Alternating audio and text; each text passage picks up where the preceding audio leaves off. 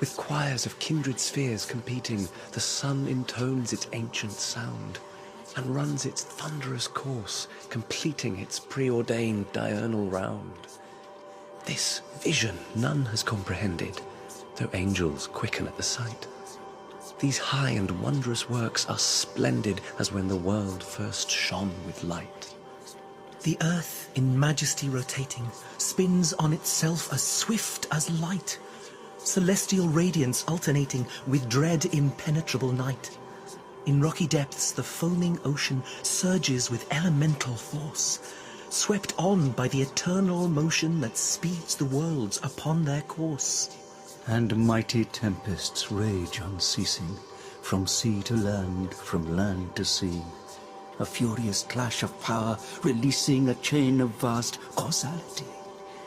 Before the crash of rolling thunder, the flashing bolts blaze out the way, but we, thy angels, watch with wonder the peaceful progress of thy day.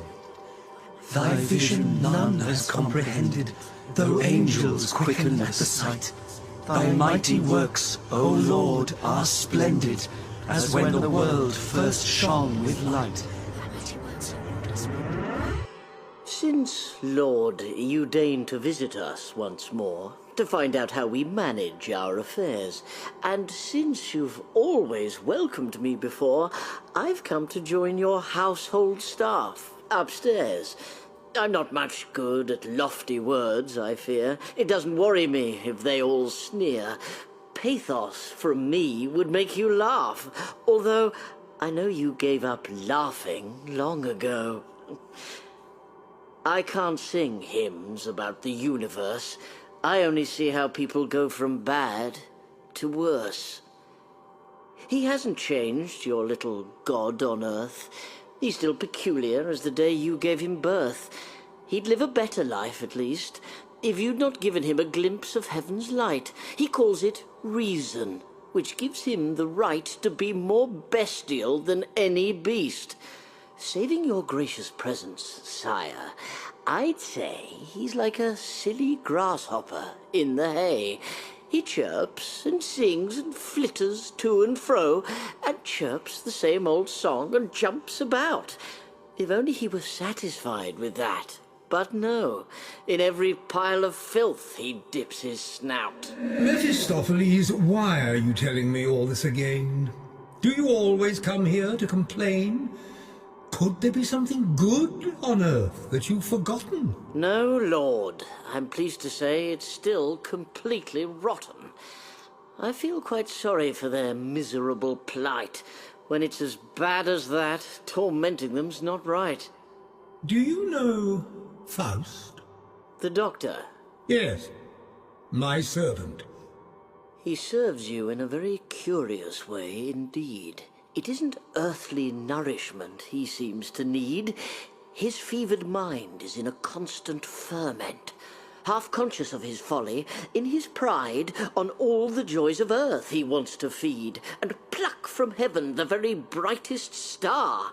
He searches high and low, and yet, however far he roams, his restless heart returns dissatisfied. Though in confusion, still he seeks his way, yet I will lead him to the light one day. For in the budding sapling, the gardener can see the promise of the fruit upon the full-grown tree. What would you wager? Will you challenge me to win him from you? Give me your permission to lead him down my path to his perdition. While he's on earth, while he is still alive, then you may tempt him. That is my condition. For man will err as long as he can strive. I take up your kind offer, sire, most gratefully. The dead are of no interest to me. I like them fresh and full of life, well fed. A corpse is very boring. I'm like a cat, you see. It's no fun once the mouse is dead. Well then, it shall be left to you. Entice this spirit from its primal source and drag him down, if you are able to, upon your own infernal course. With shame you will confess to me one day, a good man, though his instincts be obscure, is still quite conscious of the proper way. So be it, and it won't take long, I'm sure. I have no doubts about my wager, none, and I will come before you when it's done, triumphant with the glory that I've won. He shall eat dust, and on his belly I will make him go, like my old aunt, the celebrated snake. I give you freedom to appear at will. For you and for your kind I feel no hate. Of all the spirits of denial and of ill, such rogues as you I can well tolerate. For man's activity can slacken all too fast. He falls too soon into a slothful ease. The devil's a companion who will tease and spur him on, and work creatively at last. But you, true sons of God, attend your duty. Rejoice in which creation's living beauty. The vital process that eternally informs all things, embrace you with the bonds that love has wrought. To what appears in evanescent forms, give substance with the lasting power of thought. I like to drop in on him if I can, just to keep things between us on the level. It's really decent of the grand old man to be so civil to the very devil.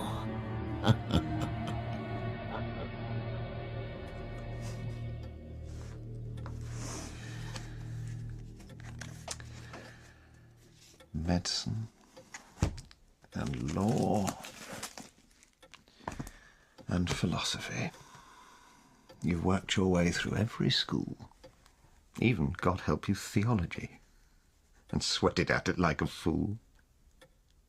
Why labour at it any more? You're no wiser now than you were before. You're Master of Arts and Doctor too. And for 10 years all you've been able to do is lead your students a fearful dance through a maze of error and ignorance. And all this misery goes to show there's nothing we can ever know. Oh yes, you're brighter than all those relics, professors and doctors, scribblers and clerics. No doubts or scruples to trouble you, defying hell and the devil too. But there's no joy in self-delusion. Your search for truth ends in confusion. Don't imagine your teaching will ever raise the minds of men or change their ways. And as for worldly wealth, you've none. What honour or glory have you won? A dog could stand this life no more. And so I turned to magic lore. The spirit message of this art some secret knowledge might impart. No longer shall I sweat to teach what always lay beyond my reach. I'll know what makes the world revolve. Its inner mysteries resolve. No more in empty words I'll deal. Creation's wellsprings I'll reveal. Sweet moonlight, shining full and clear, why do you light my torture here? How often have you seen me toil, burning last drops of midnight oil? On books and papers, as I read, my friend, your mournful light you shed.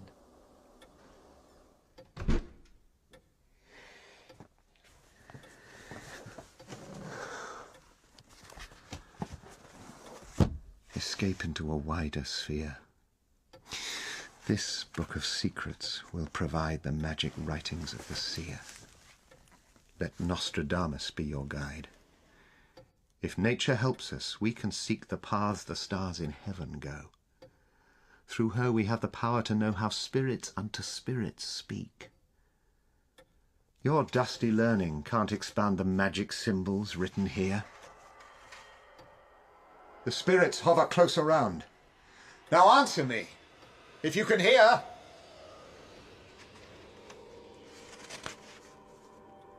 The sign of the macrocosm. Oh, what ecstatic joy at this great sight I feel at once through all my senses flowing. What vital happiness, what sheer delight through veins and nerves with youthful passion glowing. Was it a god that wrote these signs for me? The raging in my soul is stilled.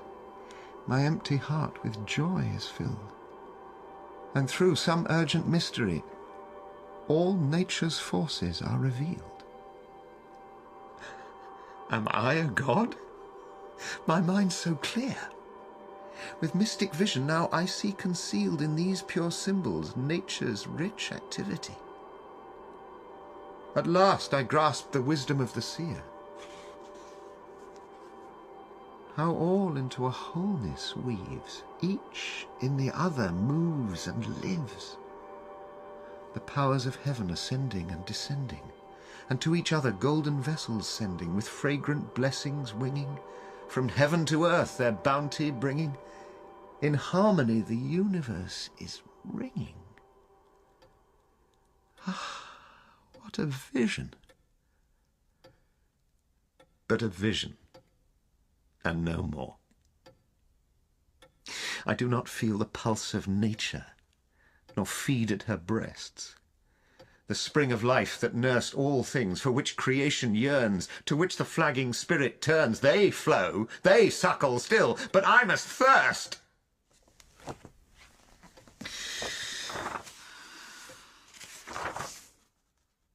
I see more inspiration in this sign. Earth's spirit. We are of a kind. I feel new energies. My mind now glows as if from new fermented wine.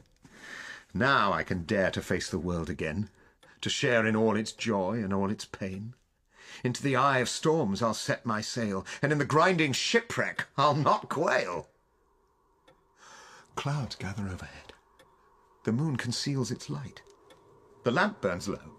Mist swirls around. Red flashes flicker about my head. A chill shiver blows down from the vault above and grips me. I feel your presence round me, Great Spirit. You have found me. Reveal yourself. It tears my heart. My senses reel and burn with passions new. I feel my heart goes out to you. I have no fear. If it should cost my life, you must appear. Ego Faustus conjuro et adjuro te spiritum mundi animam terrae nunc et... Who calls me? A dreadful shape I see. Your potent spells have brought me here. You sought to draw me from my sphere, and now... You are too terrible for me. With sighs you begged me to appear. My voice you would hear, and my face you would see. Your mighty pleas have summoned me. I'm here. But now, what piteous fear has seized you, Superman? The soul that cried for me, where is it now?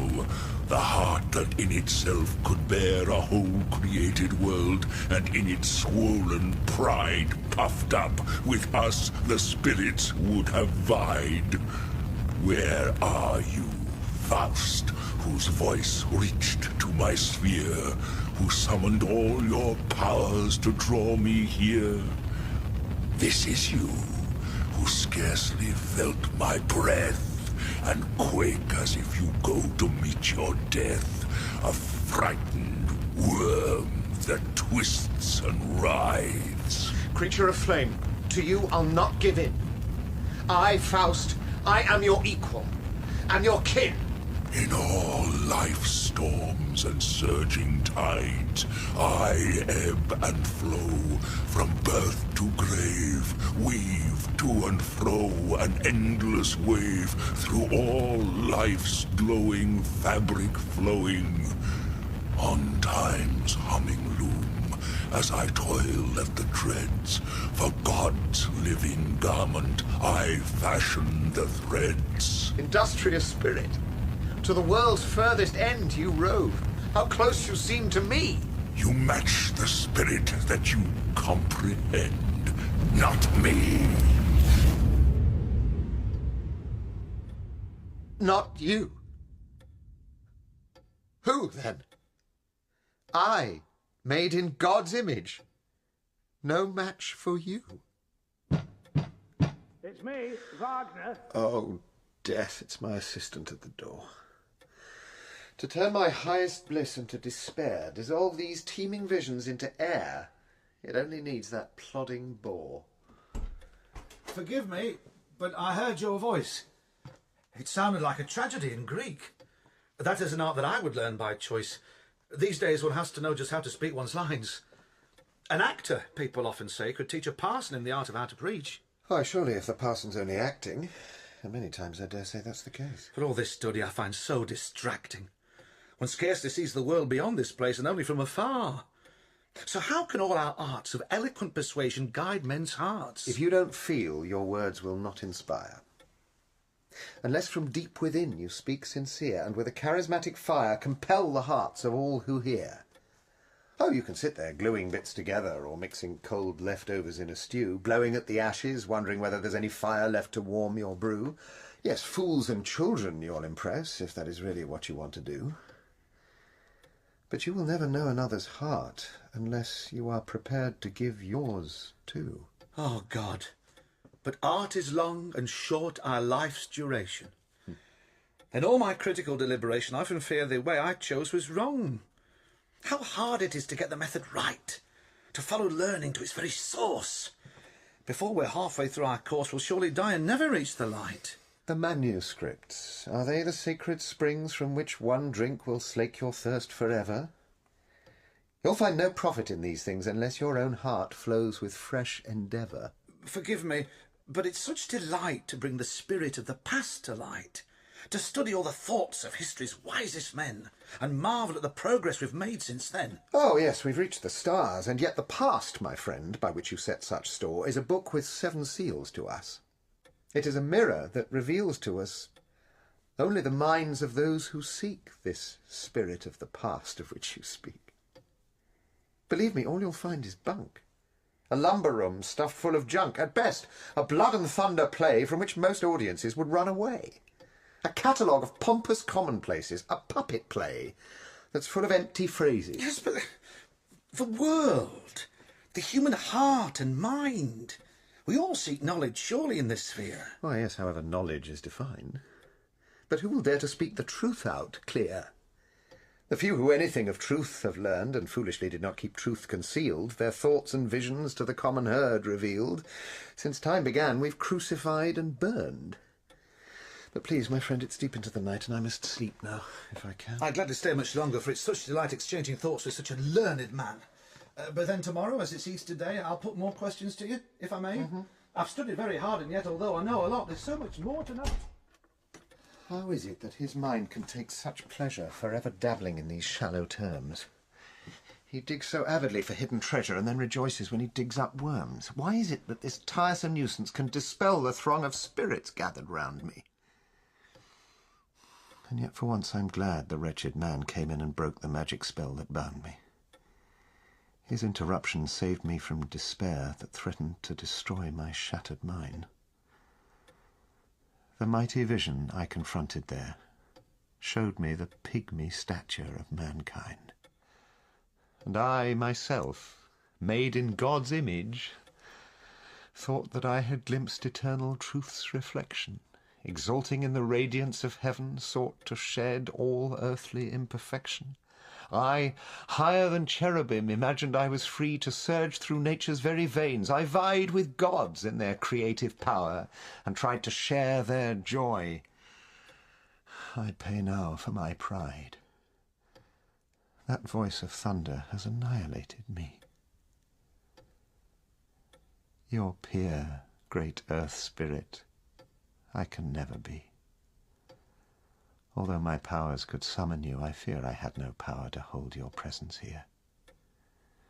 That moment was sublime beyond compare. I felt myself so small, and yet so great. But cruelly you drove me back to share humanity's obscure, uncertain fate. I am not like the gods. Too well I know that I am like the snake that eats the dust, that must forever on its belly go, and by the feet of those who pass be crushed. These drawers, these cluttered shelves that line the wall, confining me inside this dismal cell. This useless and moth-eaten bric-a-brac and all this junk surrounding me, is this not dust as well? Shall I discover what I seek in here?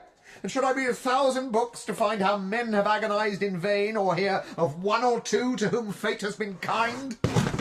You empty skull, I see you grinning down. Perhaps your brain, like mine, sought in confusion the light of day, but in the gloomy twilight found your joyful urge for truth that ended in delusion. Those instruments that hang there mocking me, that cobwebbed tangle, clamps and pulleys, cogs and wheels, with these I thought I could unlock the seals that guard the door to nature's mystery, but it was barred. Why do my eyes turn to that place again? Is it that file that attracts me so? Why do I sense a sudden lightning, as when the darkness of the woods is bathed in moonlight's glow? I take you down with reverend devotion and welcome you, most precious, rarest potion. In you I honour human skill and art, quintessence of all kindly opiates, austere tincture of subtlest poisons, play your part. Do one last service for your master here. I see you, and all pain is stilled at last. I hold you, and my restless striving ceases. The surging of my mind is ebbing fast, borne on fresh tides to ocean's furthest reaches. Here at my feet the shining waters stretch away, and to a new shore beckons now a bright new day. Come down, you glass of purest crystal bright. Out of your ancient case I bring you to the light. This darker juice that fills you to the brim inebriates more swiftly than the rest. I made it well, and choose it for this final test. With all my heart I bring, as day is dawning, my festive greeting to this solemn morning. Christ is arisen, joy he has brought for us, sin he has brought for us, salvation sought for us, in his dark prison. What distant voices, what exalted singing now from my eager lips have snatched this cup away? Are those deep-throated bells already ringing the first glad message of the Easter day? Christ is arisen. You early choirs, you sing as once the angels sang when from the dark night of the tomb there rang assurance of a covenant renewed that day. Who for us stood the test in my dark prison. You gentle, potent choirs of heaven, why do you seek to visit me within this dusty cell? I hear your message, but my faith is weak. Go on more tender minds to cast your spell and work the miracles that faith loves well. I do not dare to reach towards those spheres. Your gracious gospel calls to me in vain. And yet these sounds bring memories of early years that call me back to life on earth again. Then, in the solemn stillness of the Sabbath day, I felt the loving kiss of heaven descend on me. The pealing bells rang out the sacred mystery, and with a fervent joy I knelt to pray.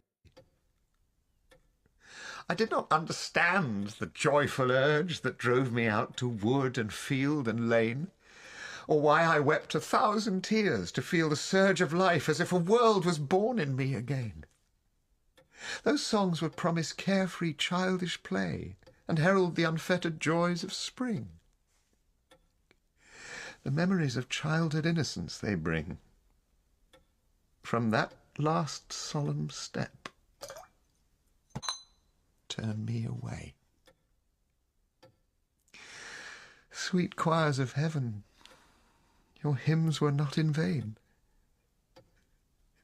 My tears run free. I am restored to earth again.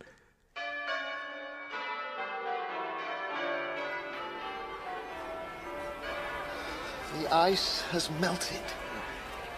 The streams and rivers released from the frozen hills now bring to the valleys the hopeful promise of spring. Old winter, defeated, retreats and shivers high in the desolate mountain snows, and from his bitter exile blows his icy blasts in feeble showers that turn the green fields hoary white. The sun will put his frost to flight, and soon will paint the meadows bright. All round us new life stirs and grows. But now in the fields, instead of flowers, a motley throng of people flows. Here from this rise we can look down and see them pouring in full spate through the dark and narrow gate out of the confines of the town. They celebrate with one accord the resurrection of the Lord, for they themselves are now reborn. Away from the workshops and counting tables, from narrow hovel and dismal room, out of the shadow of roofs and gables, out of the church's pious gloom, out from the squash of the streets they swarm, all streaming out into the light, into the open countryside. How eagerly they take their flight. They all proclaim on every side what joy it is to be alive. Doctor, although it makes me very proud to keep you company, your learned talk, alone I would not care to come and walk with this uncouth and vulgar crowd. They're shouting, fiddling, bowling, and the rest. It grates upon my ears, I have to say. They rant and shriek as if they were possessed, and take their pleasures in this raucous way. See how the glory of the setting sun touches the huts among the lush green fields. It dips and sinks, completes its daily round, and brings new life to land still plunged in night. If only I had wings to lift me from the ground, to soar and track it on its onward flight. For every creature's by its nature led to strive and climb beyond its earthly ties. The lark pours out its shrilling descant overhead, lost in the azure spaces of the skies. On spreading wings the soaring eagle seeks the solitude of fir-clad mountain peaks. Towards its distant home the wandering crane flies onward over forest, lake and plain. I've often felt a certain restlessness, but not an urge like that, I must confess. You soon get tired of woods and fields and such like things, and I would never envy birds their wings. For I prefer more intellectual delights. From book to book, from page to page I go, and helps me pass the bitter winter nights. For as I read, I feel a warming glow, and if I find a manuscript of any worth, why, then it's like a very heaven on earth. You only know that single urge. Far better so. That other impulse you should never seek to know. Two souls are locked in conflict in my heart. They fight to separate and pull apart. The one clings stubbornly to worldly things and craves the pleasures of our carnal appetites. The other has an inborn urge to spread its wings, shake off the dust of earth and soar to loftier heights. If there are hovering spirits that hold sway in the sublunary regions of the sky, oh, come down from the golden clouds and let me fly with you to new adventures far away. Do not invoke that too familiar swarm of demons that infest the atmosphere, and bring from every quarter and every form the countless ills and perils that we fear. But come, let's leave. The world is grey and still. The mist is gathering and the air is chill. At such times I appreciate my cosy room. You look amazed. Why just stop and stare? Can you see something out there in the gloom? You see that black dog running through the stubble there? That's nothing odd. I noticed it a while ago. Look carefully. What kind of creature can it be? It's just a poodle running to and fro and picking up his master's scent, it seems to me. It's running circles round us. There, look back. It's getting closer to us all the time. I seem to see a streak of red. A line of fire marking out its track. It's just a stray black poodle that has found us. I dare say it's an optical illusion. Have no care. Seems to me it's weaving magic lines around us to draw us into some infernal snare. It doesn't know us, so it feels unsure, because it was its master it was looking for. The circle's getting smaller now. It's coming nearer. You see? A dog. There's no witchcraft here. He growls and cowers, wags his tail, lies flat upon his belly. Every dog does that. Perhaps you're right. And let it come with us. I see no evil spirit in it, sure enough. It's just a dog that's trained to do its stuff. Be quiet, Poodle. Stop running everywhere. Why are you snuffling around the door? Sit by the stove, sir. Over there. I'll put my best cushion on the floor. This running and jumping and sniffing about was all very well out there on the hill. You're welcome here, but I'll turn you out if you can't settle down and just lie still. When the friendly lamp burns bright, confined within this narrow cell. The heart that knows itself aright can find enlightenment as well. Then hope once more within us swells, and reason speaks again, it seems. We long to seek the deepest wells of life, and drink from living streams. How often have I sought such consolation? How often have my efforts been in vain? And so we look beyond this world again, and seek the witness of God's revelation, the truth that with majestic beauty shines in the evangelist's most solemn lines. A reverent impulse now inspires me to take the ancient text, and with sincerity translate the Holy Gospel of St. John into my own beloved native tongue.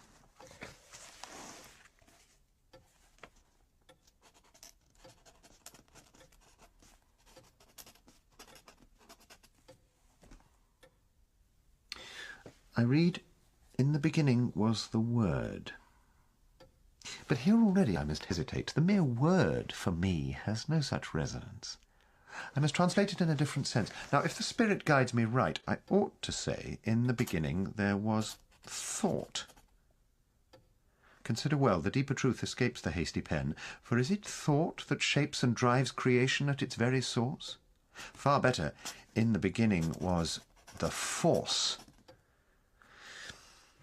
Yet something tells me, even as I write, that this is not the meaning that I need. The Spirit helps me. Now I see the light. I have it. In the beginning was the deed. If I'm to share this room with you, Poodle, stop growling and stop your howling. I won't have such a hullabaloo, so stop your fuss, or one of us will leave the house, and quickly, too. You don't have to stay here, you know. The door is open. You can go. But what's this apparition that I see? Is it real or is it fantasy? It can't be natural. There's magic in it. The poodle's getting bigger by the minute. It's heaving and swelling violently. That's not a dog in front of me. It's like a hippopotamus in size, with fearsome teeth and glowing eyes. What kind of spirit have I let in here? But I know how to make your sort appear. My friend, I believe you're a minion of hell. This sign of the cross can quell the hordes that dwell in the pit beneath. Ah, now it's bristling and showing its teeth. Vile creature, it seems you know what it means. The uncreated one, undesignated one, through all heavens glorified, infamously crucified. Now behind the stove it goes. Like an elephant it grows. It fills the room, it swirls and flows. Like mist it seems to disappear. It rises to the roof again. Now, at your master's call, come here!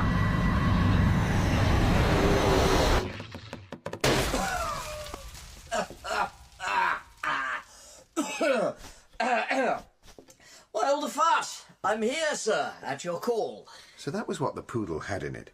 A travelling scholar. Well, I like your style. Congratulations to you. I admit you had me rather worried for a while. Who are you, then? A part of that same power that would forever work for evil, yet forever create good. And does this riddle have some explanation? I am the spirit of perpetual negation. And that is only right, for all that's made is fit to be destroyed. Far better if it were an empty void. So everything that you would call destruction, sin, and all that's meant by evil is my proper element. You call yourself a part. You seem entire to me. I'm telling you the simple truth. You see, while man, that poor, deluded soul, imagines he's a perfect whole, I am part of that part that at the first was one, part of the darkness from which light has sprung, proud light that now competes with Mother Night for room and status, and disputes her ancient right. Ah, now I see what you're about. You fail to bring wholesale destruction to the universe, and so you work your mischief on a smaller scale. Indeed, but frankly, things just go from bad to worse. This awkward world, this object, this obstruction, resists all my best efforts at destruction. Whatever harm I do to it, it seems quite unaffected by my nihilistic schemes. Flood, fire or earthquake, storm, whatever I can send to ravage land or sea, they calm down in the end. And that accursed brood of man and beast, that rabble I can't cope with in the least. I've buried millions in my time, but then they breed and multiply. I have to start again. That's how it goes on. It drives you to despair. In water, in the earth, and in the air, a dry, a moist, a cold or warm environment. 1,000 germinating seeds are sown. If fire were not my native element, there'd be nothing left to call my own. But now, with your permission, may I go? I don't see why you need my leave. We've got to know each other. So feel free to visit when you please. There's the door, and there's the window. You could surely get out through the chimney, too. Well, yes. There is a snag, I have to say. There's just one little obstacle in the way. That magic sign drawn on the floor. Is it the pentagram that keeps you in? Yes. So tell me then, you son of hell and sin, however did you get in through the door? How could a demon let himself be fooled? Take a close look. It's not perfectly ruled. That corner pointing out into the street. As you can see, the two lines don't quite meet. Now, that's a very fortunate mistake. I've caught the devil, and he can't escape, and quite by accident, it would appear. The poodle didn't notice when he came in here. But now, the situation's changed, and so the devil could get in, but he can't go. You could leave by the window, I'd have thought. Demons and spirits have their code. We may come in just as we please, but then we're caught. We have to leave the house by the same way. So hell has its own laws and regulations too. That's very good. So tell me, I dare say it's possible to make a pact with you. Indeed. If you negotiate with us, you'll find the offer tempting. And we never cheat. But these things can't be rushed. So, we'll discuss the matter in more detail the next time we meet. For now, I would respectfully require your kind permission to retire. Come, stay a little longer. You can tell me something about the bargains you might sell me. Please, let me go. I'll soon be back again, and you can ask me all about it then. I didn't trick you into coming here, you know. You got yourself into this snare. It isn't often that you get the devil where you want him, so you don't just let him go. If that is what you wish, I will remain and keep you company a while. On one condition, though, that I can entertain you with my talents in the proper style. Why, yes, of course. You must feel free. I hope you've something pleasant, though, to offer me. My friend, in just 1 hour tonight, you'll have more sensual pleasure and delight than in a year of everyday monotony. What these airy spirits sing you, and the visions that they bring you, are no empty magic dream. Sweetest perfumes will beguile you, all your senses ravish, while you feast on fruits you've never seen. Let the dark ceiling over us vanish, blue sky revealing, sweetly appealing, comforting light. See lovers dreaming, pledging together, love that's forever.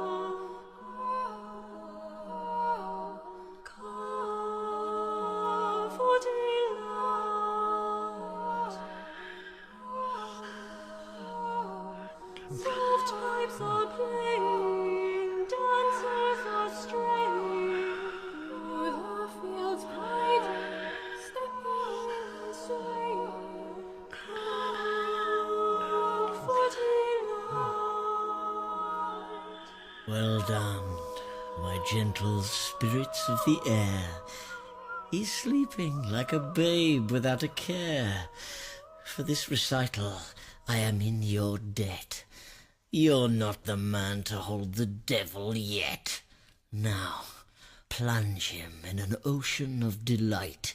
Entrance him with deluded fantasy.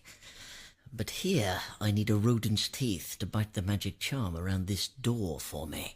It'll not take long to answer to my call. I can already hear one rustling in the wall. The master of all rats and mice, of flies and frogs and bugs and lice, commands you to come forth and gnaw that symbol chalked upon the floor. There, where I mark it with a drop of oil. Ah, yes, he's coming. Hippity hop. Now, get to work. The point that's holding me is on the edge, right at the top. Now then, another bite, and I'll be free. So, Faust, dream on until we meet again. Have I been cheated then once more? And has my throng of spirits vanished into air? Did I only dream the devil was there? And was it just a poodle that I saw?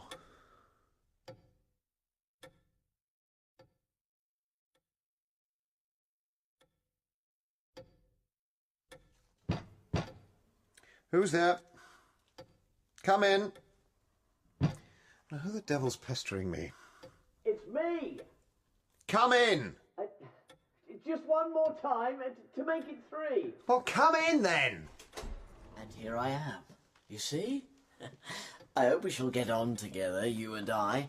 I've come to cheer you up. That's why I'm dressed up like an aristocrat. Take my advice. If I were you, I'd get an outfit like this too.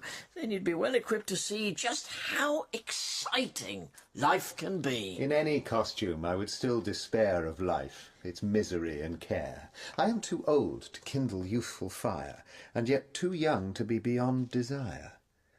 What has this world to offer me? What sort of choice? You must forego, renounce, abstain. That is the tedious refrain that echoes in our ears, that dismal song. The God who dwells within me and who fires my inner self, my passionate desires, the God who governs all my thoughts and deeds, is powerless to satisfy my outer needs. This weary life, this burden I detest. I long for death to come and bring me rest. Death is not always such a welcome guest. How happy is the blood-stained hero who meets death in furious battle face to face. The man who's wildly danced the whole night through and finds death in a woman's passionate embrace. That night I saw the spirit in the flame. If only I had fallen lifeless at its feet. And yet that very evening, all the same, a certain potion didn't taste so sweet. You have some talent as a spy, I see. I don't know everything, but much is known to me. That night I heard familiar voices call to save me from my terrible confusion, and childhood memories, a sweet illusion of happiness long past, held me in thrall. But now I curse that power whose spell deludes our souls with its enticing wiles, and with its false alluring tricks beguiles us in this dreary cavern where we dwell. I curse the self-conceit and pride, the high opinions of the mind. I curse appearances that blind our senses to the truth they hide. I curse the dreams of vain obsession, of reputation, fame, or merit. I curse our pride in all possession, of wife or child, and all that we inherit. I curse on mammon's glittering treasures that spur ambition on to reckless things, and on the sybaritic pleasures, the luxury that his indulgence brings. I curse the honeyed nectar of the grape, the grace of love for which all creatures thirst. A curse on hope, a curse on faith. Above all, patience be accursed. Stop toying with this misery in your scholar's den. It's like a vulture gnawing at your heart. Even in the worst company, you'll find a part to play among your fellow men. But that's not what I have in mind. Simply to mingle with the crowd. I'm not so very grand, but if I were allowed to keep you company, you'd find that I could help you on your way. I would be glad to travel by your side, attend to everything you say, be your companion, be your guide, supply you with whatever you might crave. In short, I'd be your servant, nay, your slave. And what would you want from me in return?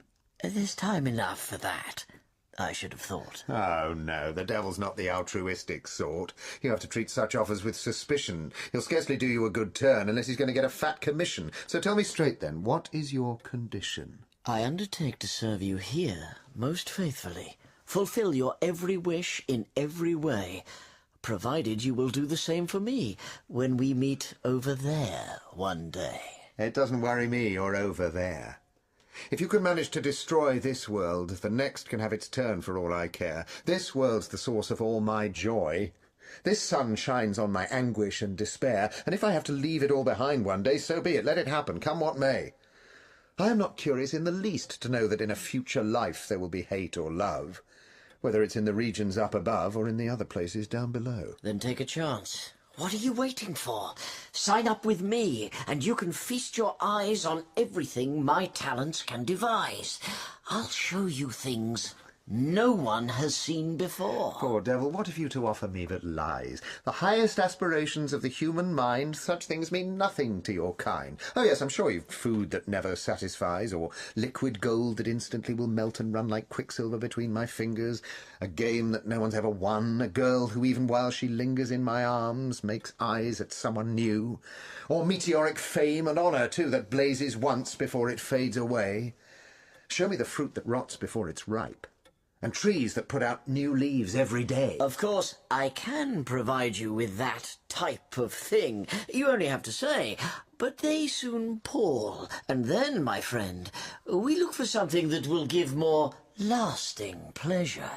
If I should ever choose a life of sloth or leisure, then let that moment be my end. Or if you can beguile or flatter me into a state of self-contented ease, delude me with delight or luxury, that day shall be my last. These are my terms. It's done. So let it be. If I should bid the moment stay, or try to hold its fleeting beauty, then you may cast me in chains and carry me away, for in that instant I will gladly die. Then you can sound my death knell, for you will have done your service and be free. Then let the hands upon the clock stand still, for that will be the end of time for me. Consider well, we don't forget these things, you see?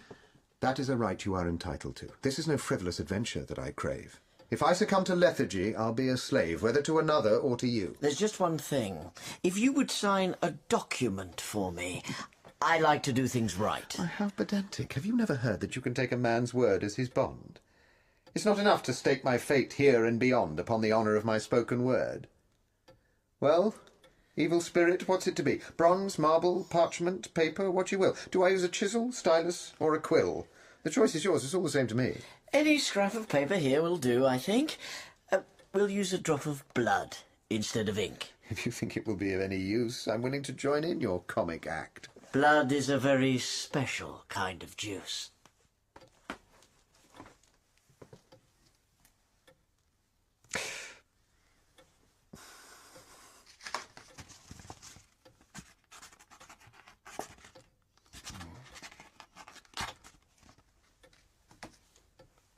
You needn't fear that I will break this pact.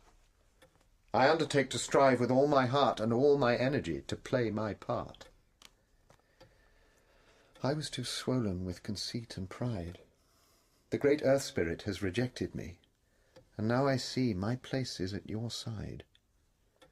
All nature's secrets are concealed from me. The thread of thought is broken, for henceforth all knowledge I abhor. To satisfy my seething passions, I'll explore the very depths of sensuality. Reveal your wonders and your miracles to me behind impenetrable veils of mystery. We'll plunge into the headlong rush of time, into the whirling turmoil of each day. Let pain or joy, the monstrous, the sublime, success or failure, triumph or vexation, follow each other as they may. Such restless striving is our true vocation. There are no limits, no restrictions in your way. Dip into everything and sample every dish. Grasp every opportunity without delay. Do as you please. Take what you wish. Just help yourself and don't be coy. Where do we start? We just leave, here and now. What kind of prison is this, anyhow? What sort of life is this for you? Boring yourself, and all your students, too. Just let your paunchy colleagues do it. It's time to leave this treadmill, so go to it! Reason and knowledge, the highest powers of humankind, you have rejected, to oblivion consigned. Now, let the Prince of Lies confuse you, with magic spells and fantasies delude you, and I will have you then, once and for all, for fate has given him a mind so restless, so impetuous, so unconfined, that his impatient spirit, like a waterfall, pours headlong over all the pleasures life can give. I'll plunge him into such distraction, he will live a life so futile, so banal and trite. He'll flap and flutter like a bird stuck tight. He is insatiable, and so I'll tantalize him, dangle food and drink before his greedy eyes. In vain he'll beg relief on bended knee, and even if he hadn't pledged himself to me, he'd still be damned for all eternity. Now, where do we go? Oh, wherever you like. Just come with me. We'll see the small world first, and then the wider scene. Pleasure and profit await you, sights you've never seen. For my beginner's course, there's no tuition fee. With this long beard, I shall stick out a mile. I haven't got the confidence or style. This crazy scheme of yours won't work at all. I never was at ease with other men. In company, I always feel so small and so inadequate. You'll have to think again. My dear friend, that will come in time. Self-confidence is all you need, and you'll be fine. And how do we travel? How do we get away? You've got a coach and horses out there, I dare say. We simply spread our cloaks, and they will bear us up as we sail gently through the air. Some flame for hot air, which I shall provide, will give us lift-off. Spread your arms out wide. We've shed our ballast, and the sky is clear. Congratulations on your new career.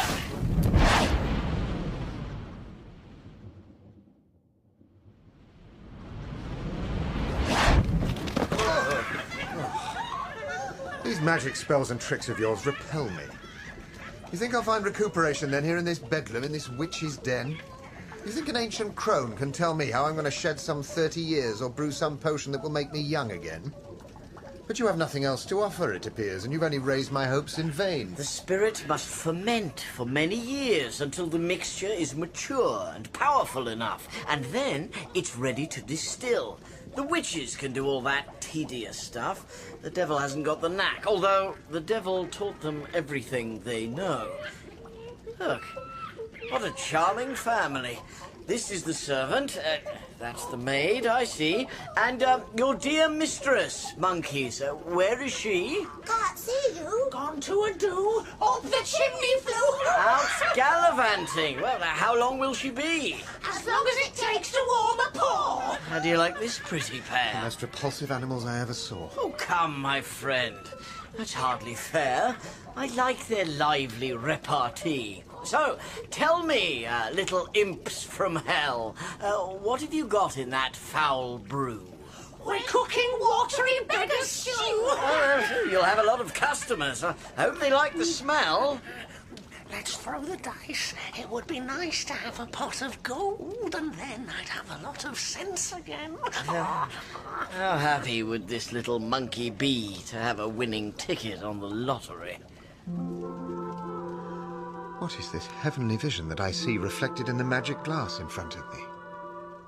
Oh, love, lend me your wings to spread them wide and fly me swiftly to her side. Alas, when I approach her, when I dare to reach out to that lovely vision there, the image blurs and fades into the air. How is it possible? Can any woman be so beautiful, her shape so heavenly? Shall I find anything on earth so fair? In this recumbent body do I see the very essence of all paradisal bliss? Of course. If God toils for 6 days without a break and then congratulates himself, you'd think he'd make a sight worth looking at like this. Well, go ahead and feast your eyes. I can provide a sweetheart for you just like her, and you shall have her. Or, if you prefer, you might be glad to take her as your bride.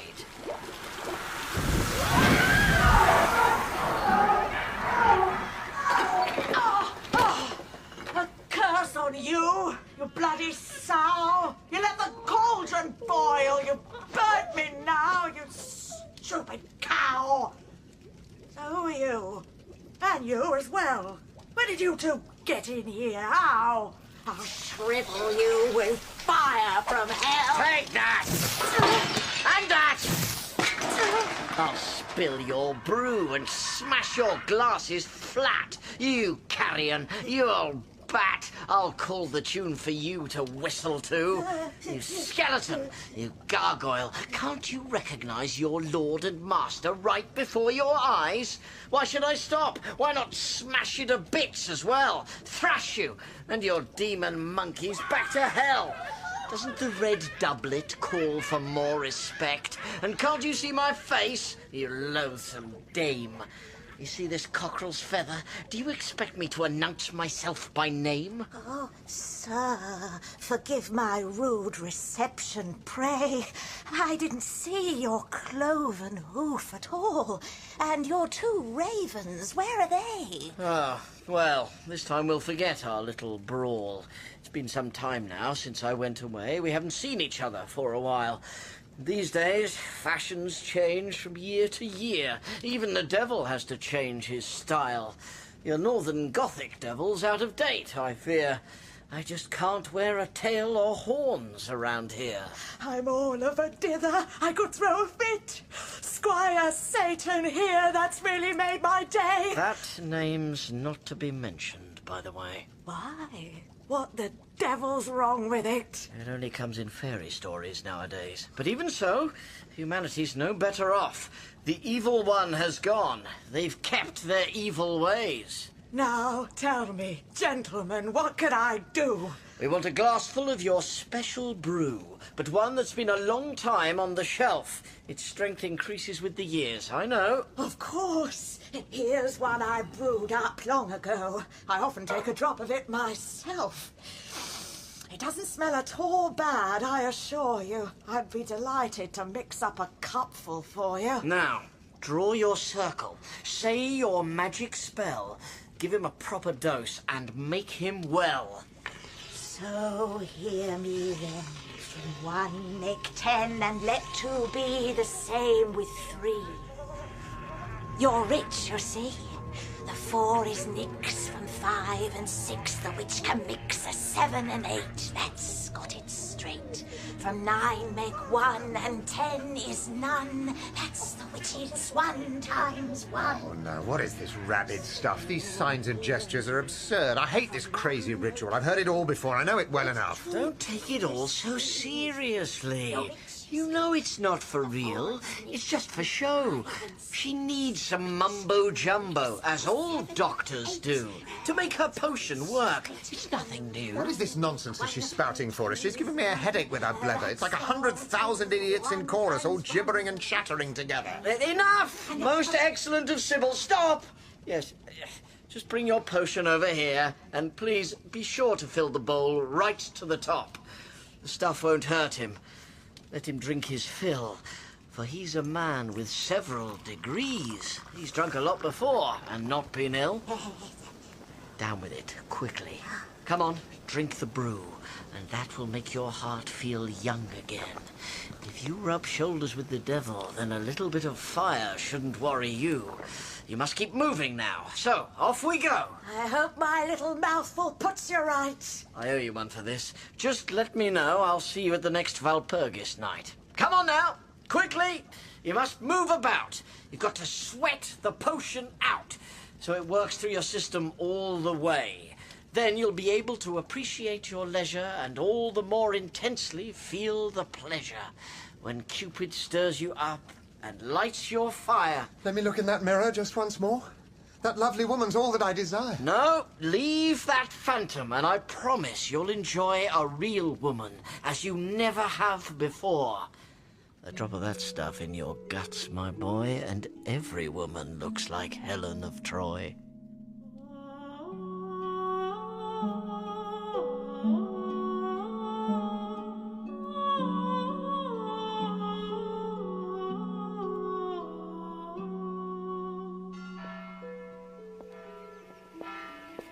Fair lady, you are all alone. May I take your arm and see you home? I am not a lady, nor am I fair. And I can find my own way there. That girl is just so lovely. She has really captivated me. Demure and virtuous, you can tell, but with an impish look as well. And such red lips and cheeks so bright. How could you ever forget that sight? The bashful look she had just now had touched my heart. I can't say how. She sent me packing, and quite right. But that's what gave me such delight. I've got to have that girl, do you hear? Which one? The one that just went by. But she came straight from church. I fear the priest just gave her the all clear. I listened to them on the sly. She's just too innocent. I guess she had nothing whatever to confess. I can't touch her. She's far too pure. But she's over 14, that's for sure. My, what a lecher we've become. He thinks he can pick them one by one. His head's so turned by his conceit, he thinks they'll all fall at his feet. It's not as simple as all that. Yes, you can preach and you can scoff, but spare me all that moral chat and just you listen carefully. If you can't get that girl for me, and by tonight, I tell you, we are finished and the deal is off. Be reasonable, you randy beast. We'll need a good 2 weeks at least to sniff around and see what's what. I don't need you to show the way. I wouldn't take more than a day to bed a little girl like that. You're getting a bit French, my friend. Why are you so impatient, though? You mustn't rush these things, you know. You'll get your pleasure in the end. You can't just have that girl today. You've got to plan, prepare the way. You'll never get in there by force. Well, think of a more subtle course. Get me something of hers to keep. Show me where she lies asleep. Get me a scarf that's touched her breast. A garter, anything she's possessed. Well, I'll do everything I can to help you on your lovesick way. We'll not waste time. I have a plan to take you to her room today. And shall I see her? Have her? No.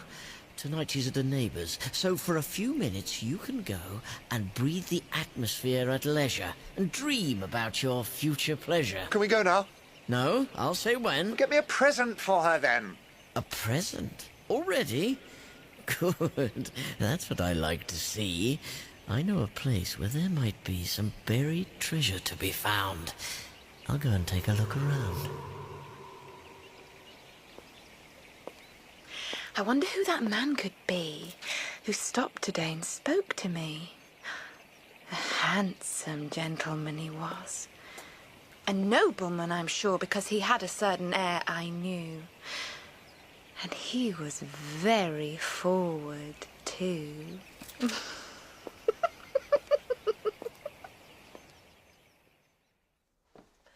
You can come in now. The coast is clear. Just leave me for a moment here. Yes, tidier than most girls are, it would appear. The gentle light of evening falls into this sanctuary. Within these walls, love's pangs clutch at your heart, but you must still your cravings with hope's meagre dew. This peaceful homestead seems to breathe a sense of order and content. Such poverty is wealth indeed, and there is bliss in such imprisonment. What a shiver of delight! As she lay here, the glowing surge of life pulsed in her gentle breast, and here a pure creative urge, God's image on the child impressed. And you, what brought you to her door? What do you want? Why is your heart so sore? What feelings hold you in their sway? Ah, Faust! Poor fool, I fear you've lost your way. Is there some magic spell around me? I lusted for her, and I find a dream of love comes to confound me. Are we the playthings of a breath of wind? And what if she should come while you are here? You'd answer for your recklessness, and all your bold bravado would just disappear. Abject and sighing at her feet you'd fall. Quickly! She just came through the gate. I'll never come back here again. Let's go. Here is a box of jewels. Just feel its weight. I got it from a place I know. Put it in this cupboard here. I swear she'll fall into a faint, your little dove. The finery I put in there was meant to win another woman's love. But then, they're all just kids at heart. I don't know if I should. Oh, please, don't start. Do you want to keep it for yourself? Then, lecherous sir, I beg of you, think what you really want to do, and please don't waste my time again. I hope you're not a miser too. I rack my brains and toil away. Now, come with me. so you can have your wicked way with that sweet child, and all I see is the sort of miserable expression you wear before you give a lesson, as if physics and metaphysics too were standing there in front of you. Come on.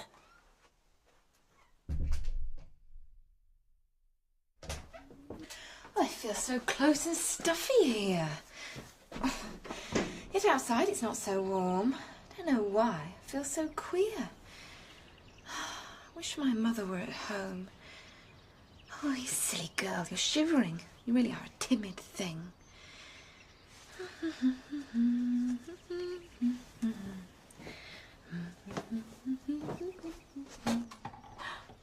Whoever put that casket there? I locked the cupboard up, I swear. That's very strange. What can it be? Perhaps it was left as surety and Mother lent some money for it. And here's a ribbon with a key. Oh, well, really, I can't just ignore it.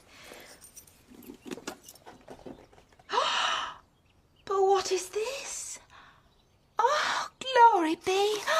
I've never seen such jewels before. All this expensive finery was made for some great lady, that's for sure. Oh, I wonder how they'd look on me. But who can it belong to, though? I'd love to have these earrings. Oh, what a different girl you are.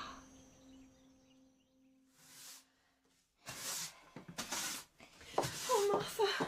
Gretchen, what's the matter, pet? Oh, Martha, I'm in such a sweat. There's a box of jewels for me. A lovely box. It's made of ebony. Such precious things in it, I swear. This necklace and this ring. Oh, Gretchen, you're a lucky thing. I can't wear them in public. That's forbidden. Or to church. I'll have to keep them hidden. Just you come over to my place whenever you like and put your jewels on. See yourself in the mirror and do up your face. We'll have our little bit of fun. Then maybe at a wedding or a party you gradually start to dress a bit more smartly. A gold chain first and then pearl drops in your ear. We'll tell your mother that they weren't too dear. Who could have brought the jewel box, though? There's something not quite right, I know. Oh, God! Is that my mother at the door? Come in. It's a man I've never seen before. May I come in? Oh, please excuse me, miss. It's very rude of me to walk straight in like this. It's Mrs. Martha Schwedlein that I called to see. How can I help you, sir? For I am she. Oh, yes, I could have guessed. But you're entertaining a distinguished guest. Forgive me. I'll retire right away and come again around noon, shall we say? Now, child, there's a compliment for you. This gentleman thinks you're a lady, too. You're quite mistaken, sir, I fear. I'm just a girl who lives round here, and all this finery's not my own. Ah, but it's not the jewels alone. It's in your bearing, in your gracious smile. How fortunate that I can stay a while. What is your business, may I ask? I only wish I had a happier task. I hope the messenger won't get the blame. Your husband's dead, but greets you all the same. He's dead? The poor man's gone, you say? My husband's dead? Oh, what a dreadful day. Oh, Martha, dear, please don't despair. Would you like to hear the tragic story? I'll never fall in love, I do declare. I'd die of grief if my love died before me. Oh, but joy and grief are never far apart. Please tell me of my husband's sad demise. Of course, dear lady. Now, where shall I start? In Padua at St. Anthony's he lies, and in that cool and pleasant spot he rests forever in a consecrated plot. And have you nothing else for me? Oh, yes, a serious and solemn plea, to say 300 masses for his soul. But otherwise, I fear, dear lady, that is all. What? Not a single keepsake? Not a ring? What every poor apprentice carries in his kit, a token of affection? Some small thing he'd rather starve or beg than part with it? Madam, I have to say, with great regret, it wasn't trifling sums that got him into debt. He saw the error of his ways, it's true, but then he blamed it all on bad luck too. I find it sad that fate is so unkind. I'll pray for him, say lots of masses for the dead. You are a lovely child, it must be said. Have thoughts of marriage never crossed your mind? Oh, no, sir. I can't think of such a thing. If not a husband, what of a lover's charms? It is the highest gift that heaven can bring, to hold such a sweet creature in one's arms. That's not the custom in these parts, for shame. Custom or not, it happens all the same. The wretch. With children and a wife to feed, he left us here in poverty and need. Oh, what a shameless life he led. Well, yes, you see, that's why he's dead. If I were you, if you'll take my advice, I'd mourn him for a year or so and then look around for someone really nice. I'll never find another like him, though, I'm sure of that. However hard I try. He was a scamp, but still, I liked him fine. He never could stay put. I don't know why. And chasing other women too, and all that wine, and gambling everything he earned. Well, many couples get on well like that. If he'd been easygoing, if he'd turned a blind eye to whatever you were at, why, I myself, on that condition, might be prepared to make a proposition. You will have your little joke with me. It's time to go. This tough old bird would take the very devil at his word. And you, miss. All alone and fancy-free. Sir, what do you mean? Oh, sweet innocence of youth.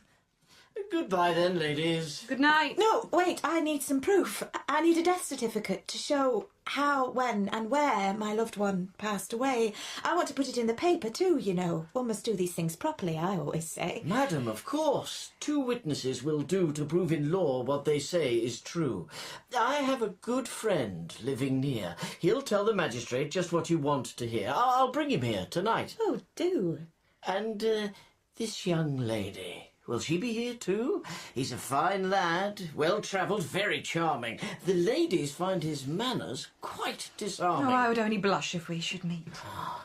You needn't blush before a king, my sweet. Until this evening, in the garden, then. We shall expect you, shall we say at 10? I feel, sir, that you only speak to me so kindly and so condescendingly because a travelled man like you believes it is the proper thing to do.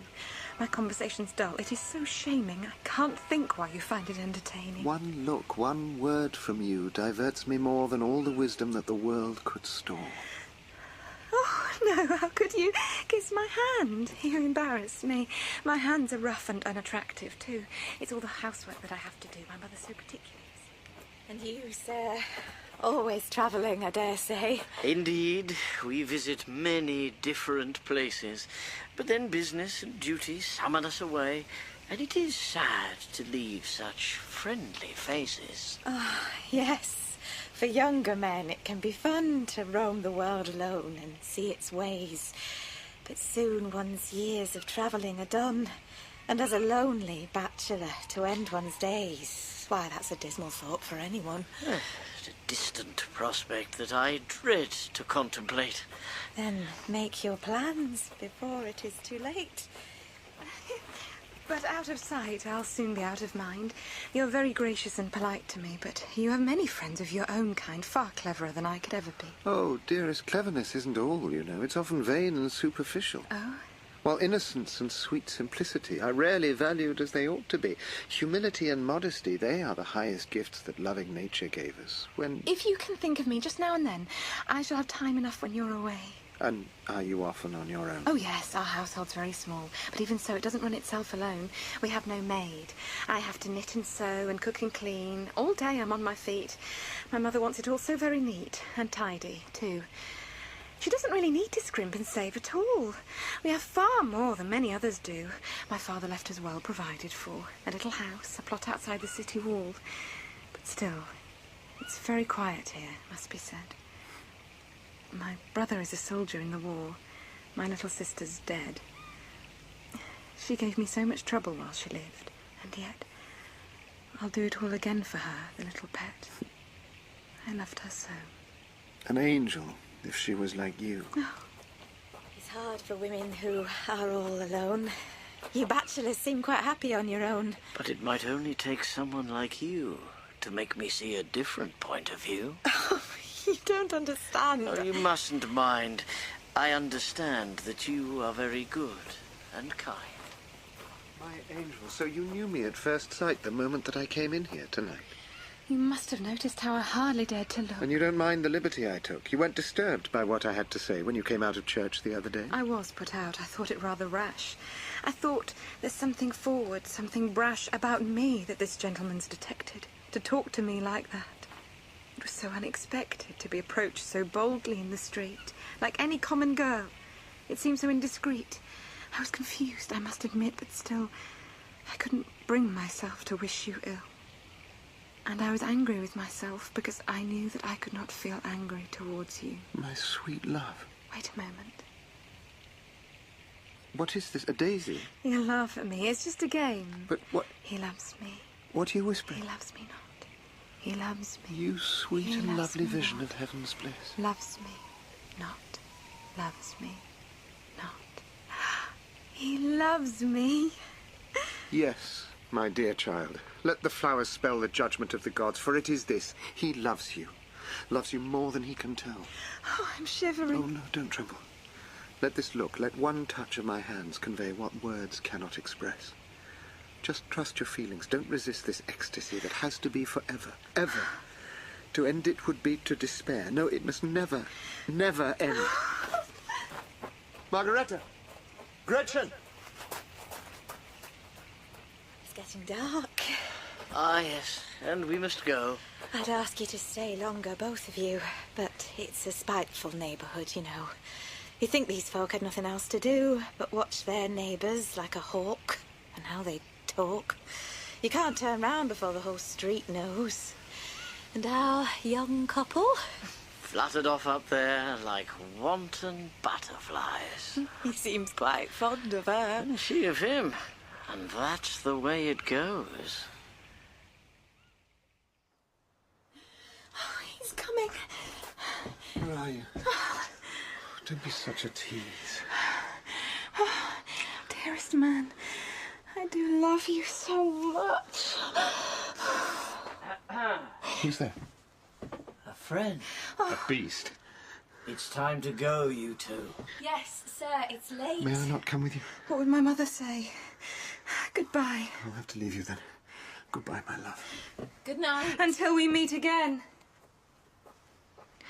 Oh, dear God. I'm sure I never heard a man so clever, so well-bred. And I can only nod my head and scarcely say a single word. It makes me blush. I just can't see what he finds in a simple girl like me.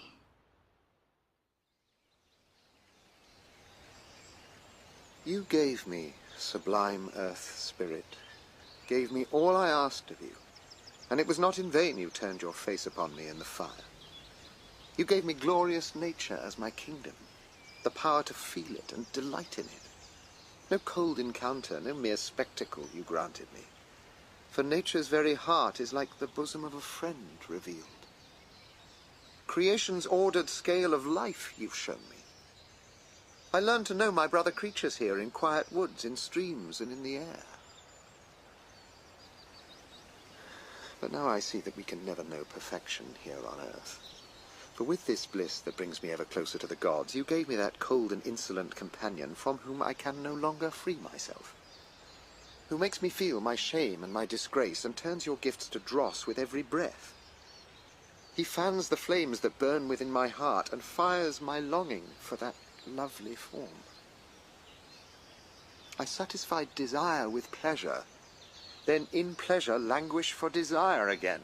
This outdoor life is really not for you. Haven't you grown tired of it yet? It's all right for a while, but then you get the urge to go and sample something new. Whatever makes you come here, like an owl to brood, among these crags and caverns all this time? You're like a toad that sucks its food from soggy moss and rocks that drip with slime. I can't imagine that you're having fun. You're still a professor when all's said and done. Can you not understand what new vitality this barren solitude inspires in me? Oh, yes. Well, Must be heavenly to sit the whole night through, out on the mountainside among the dew, embracing earth and heaven with ecstatic bliss, imagining a god must feel like this, whose spirit penetrates the marrow of the earth, rehearsing in yourself creation's very birth. You feel no limits to your grand ambition. Love's heady rapture holds you in its sway. All earthly crudities just melt away, till finally your lofty intuition ends in, well, I hardly like to say. You are disgusting. Shame on you. And shame on your hypocrisy. You prudes are all the same. Chaste ears must never hear us speak about what no chaste heart can ever do without. In any case, I've really no objection if now and then you need a little introspection. But you won't stand it long, my friend, and you will realize you must escape from it, or you will end in madness, horror, and disgust. Enough of that. Your sweetheart sits at home. She feels shut in, bereft, and all alone. She thinks about you all the day and loves you more than she can say. Your passion overwhelmed her at the start, just like a mountain torrent fed by melting snow. It poured into her unresisting heart, but now your stream is running very slow. It would become, monsieur, much better, though, instead of lauding it out in the wild, to go and comfort that poor child and give her something to reward her love.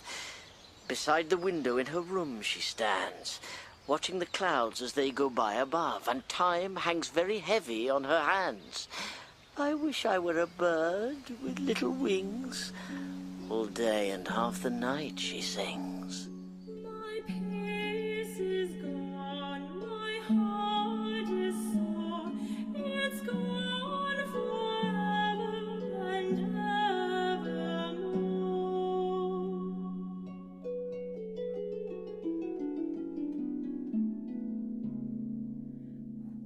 Whenever he is far away, the world for me is cold and grey, and my poor head is quite bemused.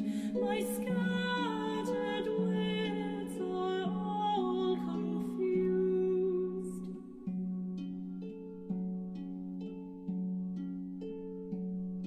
My peace is gone, my heart is sore, it's gone forever and evermore. Sometimes she's happy, other times she's glad. Sometimes she can only sit and weep. Then she'll calm down and go to sleep. But it's always, always love that makes her sad. You monster, get out of my sight. Don't mention her, and let that lovely woman be. Don't tempt me with the thought of the delight that her sweet body might have given me. What do you want? She thinks you've done a flit, and that's at least half true, you must admit. I'm always close to her, no matter where I go, and she will be with me forever. I envy the very body of the Lord whenever she puts it to her lips in prayer. Ah, yes, and the two young twins like roes that feed among the lilies. Those I envy you indeed. Get out, you pimp. Come, spare me your derision. For God himself approved that laudable vocation. When he created girls and lads, he made provision to give them opportunity for procreation. Get on, let's have less of this gloom. You're going to see your girl tonight, and not to meet your doom. Though at her breast I might feel heaven's bliss, and in her arms the warming passion of her kiss, I would still feel the pity of her plight. I am accursed, a homeless refugee, an aimless outcast, driven relentlessly like a cascading torrent over rock and precipice, raging and seething into the abyss. And in a peaceful meadow by that stream she lived her simple life, her daily round, and all the childish thoughts that she could dream in that small world were safely hedged around. And I, whom God has cursed, was not content to thunder in a foaming rage and burst the tumbling rocks asunder. I had to undermine that girl's tranquility. That was the sacrifice that hell required of me. What must be done, let it be quickly done. Now, devil, help me end this agony. My fearful destiny and hers are one, and she is doomed to share my fate with me. Oh, what a boiling stew we're in again. Go in and comfort her, my friend. A fool like you just needs to lose the plot, and then he thinks the world is coming to an end. You're quite a devil now, but mind you keep your nerve. For there is nothing more deplorable, I find, than a devil who's been driven to despair.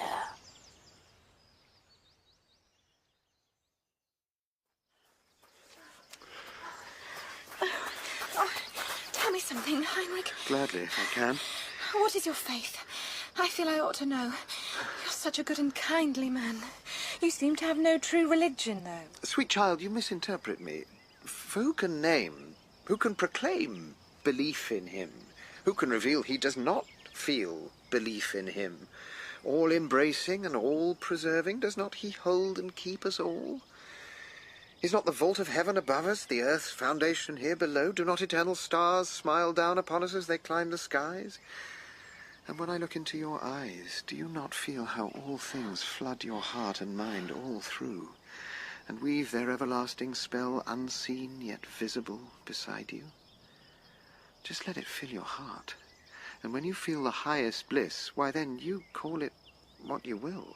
Joy, heart, love, God. I have no name for it. Feeling is all.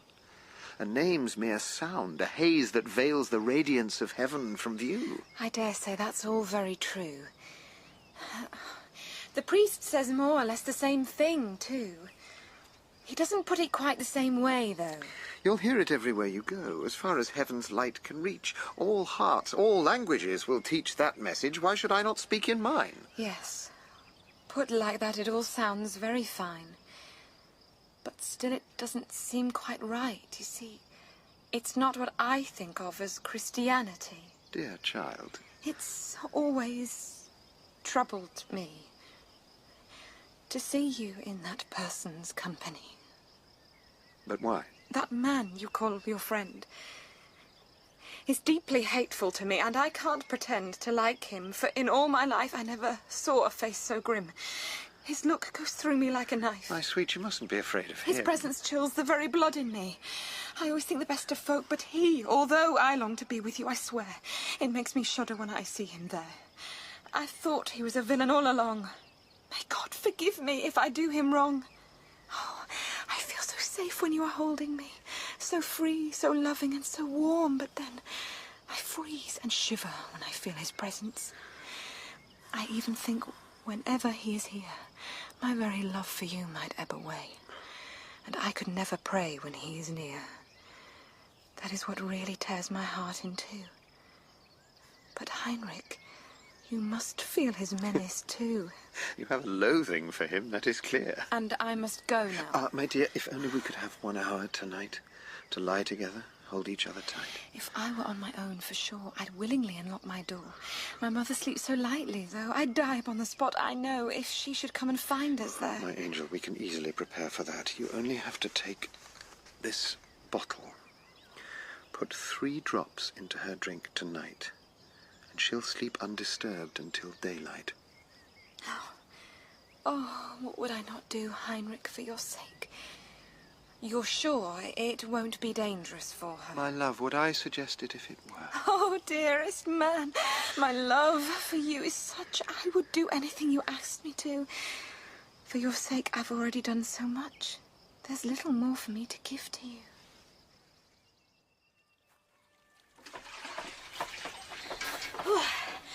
And what about Barbara? Haven't you heard? No, not a word. I don't get out as much as you. Oh, Sybil told me today. It's true.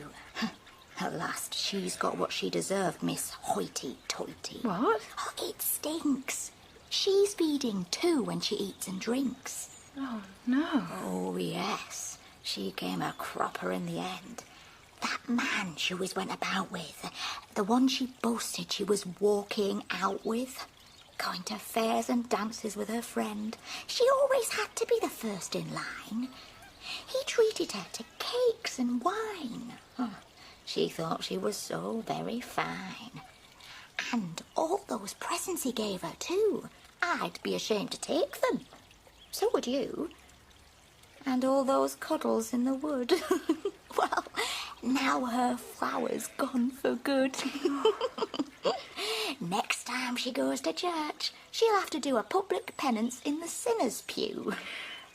But he will marry her, for sure. Oh, he's not so daft as that. And he's a likely lad who'll want the chance to look around for more. Oh, and anyway, he's gone. Oh, that's too bad. And if she does catch him, she'll still be had. The boys will snatch her wreath, and at the door, instead of flowers, we'll throw bits of straw. If some poor girl got into trouble, you would always scoff and gossip like that too. And you were always quick to lay the blame and wag your tongue at someone else's shame. And though their sin was black as black could be, it never could be black enough for me. I crossed myself and felt so proud. And now my own sin cries aloud. But what I did, dear God in heaven above, it was so good. And it was all for love. When I was drinking with the rest, they used to argue who was best of all the girls they ever knew, the way that soldiers always do. And they used to fill their glasses and drink a toast to all the lasses. I'd sit there with a quiet smile and let them brag on for a while. I'd stroke my beard and hide my thoughts. And when they'd finished, I'd fill my jar and tell them, well, it takes all sorts. But of all the lasses near and far, not one could hold a candle to my sister Gretchen. Ain't that true? He's right, they'd shout. Let's drink a toast to little Gretchen. She's the one, she's the girl we all like most. And all the boasters sat there dumb. But now, it drives you to despair. It makes you want to tear your hair. The neighbours talk, the gossips sneer, and every lout thinks he can jeer. And all I can do is look away, dreading every word they say. And even if I knocked them flying, I couldn't tell them they were lying. What's that? He's lurking over there. It must be him. The other one as well. If I get hold of him, I swear I'll send him and his friends straight down to hell. When I go to see my love, I like to take a gift with me. I don't see why you should be too upset. You don't have to pay for what you get. Damn rat catcher! Curse you! Come on now, Doctor. Don't hold back. Keep close to me. Out with your snicker snack. I'll parry. All you have to do is watch your chance and run him through. Right. Parry that! Why, certainly. Damn that! Of course. Is this the devil fighting me? What's going on? My hand's gone numb. Now, thrust, Faust. Oh, God! That settled him. Now, come. We've got to get away from here before they start to raise a mighty hue and cry. I'm on good terms with the police, but even I can't get away with murder. That's against the law. Over there, Jim. That's right. You're bleeding. Help! Help outside! Quick, fetch a light! They're shouting in the street. There's been a fight. There's someone lying here. He's dead. Where are the killers? They can't run. Who's this? It's your mother's son. Almighty God! What have I brought upon my head? I'm dying. That's soon said and even sooner done. Oh, you women, stop your wailing. And instead, hear what I have to say before I'm gone. Gretchen, listen. You are young and still unable to distinguish good from ill. You've got yourself into a pretty mess. Before I die, I want to say, just between you and me, that you are nothing but a whore. Oh. So go ahead and do it properly. Brother, take God. What can you mean? Just leave God out of it. What's been has been. What's done is done. You'll go on as you've begun. First, you take a secret lover, and soon you think you'd like another. And when you've had a dozen or so, then the whole town will want to go. When you give birth to sin and shame, You never call it by its proper name, and you cover it with a veil of night and keep it hidden out of sight. You want to stifle it, but then it can't be hidden and it grows. And in the light of day, it shows itself in all its ugliness again. And the more hideous your disgrace, the more it seeks to show its face. Indeed, I can foresee the day when decent folk will turn away from you. You slut. And they will shun you like the plague. Yes, everyone. No. Your blood will freeze within you when they look at you. Your heart will quail. You won't wear any jewels then, nor stand and pray at the altar rail. At dances you won't show your face, you'll not wear finery or lace, you'll crouch in a corner in misery, with cripples and beggars for company. God may forgive you yet, but I give you my curse before I die. You are dishonoured. And your fall was the unkindest cut of all. I go to God and to my grave, an honest soldier, true and brave.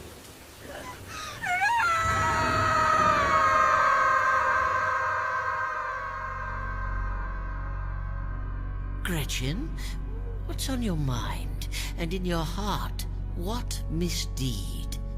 Are you praying for your mother's soul, which through your doing now spends long, long years in purgatory, whose blood is on your doorstep, and there below your heart can you not feel it quickening, that fearful presence, boding ill for both of you?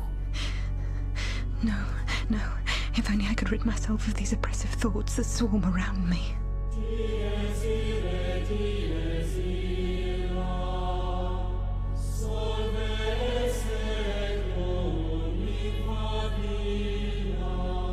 Dread fear grips you. The trumpet sounds, the graves gape, and your heart, from the ashes where it slept, awakes to hellfire and quakes. I must get out. The organ seems to stifle me. The chanting voices melt my heart within me. I'm suffocating. The pillars press in on me. The vaults above are crushing me. I need air. You try to hide. Sin and shame cannot be hidden. Air, light, woe on you. The blessed turn their faces from you. The pure shudder to reach out their hands to you. Woe! It's